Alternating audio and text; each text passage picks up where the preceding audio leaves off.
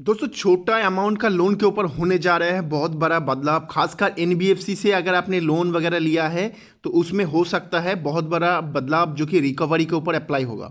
अब होता क्या है दोस्तों, जो छोटा अमाउंट का लोन होता है उसके ऊपर बहुत सारा रूल्स या फिर रेगुलेशन खासकर रिकवरी के लिए लागू नहीं होता। जैसे कि हो गया डीआरटी का रूल्स है कि 20 लाख के नीचे वाला कोई भी लोन के ऊपर डीआरटी लागू नहीं होता। अब डीआरटी क्या होता है सबको पता है, फिर भी एक बार मैं रिपीट कर देता हूँ कि कोई भी अगर लोन, चाहे पर्सनल लोन हो, चाहे सिक्योर लोन हो, चाहे कोई भी लोन हो, अगर वो लोन डिफ़ॉल्ट हो जाता है, बैंक या फिर एनबीएफसी चाहे तो उसको जो है कोर्ट में चैलेंज कर सकते हैं। यहाँ पे एक सिविल कोर्ट होता है जिसको डेथ रिकवरी ट्रिब्यूनल बोल के बनाया गया है, और ये कोर्ट का काम ही होता है इस टाइप का जो भी लोन होता है, एनपीए लोन होता है, उसके खिलाफ जो है बैंक जा सकता है और वहाँ पे कोर्ट पे सुनवाई के बाद जो भी जज फैसला देता है उसको मानना पड़ेगा। सो बेसिकली वहाँ पे होता क्या है कि लोन के ऊपर, एनपीए लोन के ऊपर सुनवाई होता है, कार्रवाई होता है, जहाँ पे जज जो है डायरेक्ट डिसीजन सुनाता है लोन का पैसा कैसे रिकवर करे बैंक या फिर एनबीएफसी। सो यहाँ पे सीधा सीधा बैंक और एनबीएफसी का जो है एक बहुत बड़ा टूल्स होता है और रामबाण इलाज होता है उनके लिए कि कस्टमर से पैसा जो है रिकवरी करना। अगर कस्टमर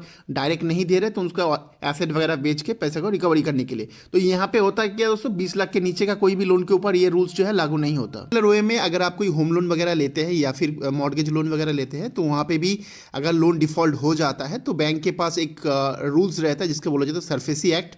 उस सरफेसी एक्ट का लागू करके बैंक जो है वो प्रॉपर्टी या फिर मॉर्गेज को बेच के जो है पैसा रिकवर कर सकते हैं। अब ये होता क्या है दोस्तों, छोटा मोटा जो लोन होता है उसके ऊपर ये लागू नहीं होता, और खासकर जो बड़े लोन होते हैं या फिर मॉर्गेज लोन होता है उसके ऊपर लागू होता है। बेसिकली पर्सनल लोन वगैरह इस पर लागू नहीं होता। लेकिन दोस्तों यहाँ पे क्या कर रहे हैं कि जो लोन रिकवरी का प्रोसेस हो रहा है खासकर अनसिक्योर लोन या फिर जो छोटे अमाउंट के लोन पे, उसके ऊपर एनबीएफसी को जो है बहुत ज़्यादा दिक्कत आ रहा है। और एनबीएफसी यहाँ पे जो है आरबीआई के पास सीधा चला गया है और आरबीआई के पास ये बोल रहा है कि जो छोटे अमाउंट का लोन है, मतलब 20 लाख के नीचे वाला जो लोन है, उसके ऊपर भी जो है सरफेसी एक्ट जो है लागू किया जाए, ऐसा जो है आप हमको गाइडलाइन बना के दो। मतलब इसका मतलब ये हो गया कि अगर आप छोटा अमाउंट का भी लोन लेते हैं तो उसके ऊपर सरफेसी एक्ट लागू करना, मतलब यहाँ पे आपके पास एक नोटिस आएगा, 2 महीने का टाइम दिया जाएगा, उसके बाद फिर 15 दिन का टाइम दिया जाएगा। उसके बाद भी अगर आप पैसा नहीं देते हो तो यहाँ पे बैंक या फिर एनबीएफसी चाहे तो आपका जो भी प्रॉपर्टी है या फिर जो भी एसेट है उसको बेच के पैसा रिकवर कर सकता है।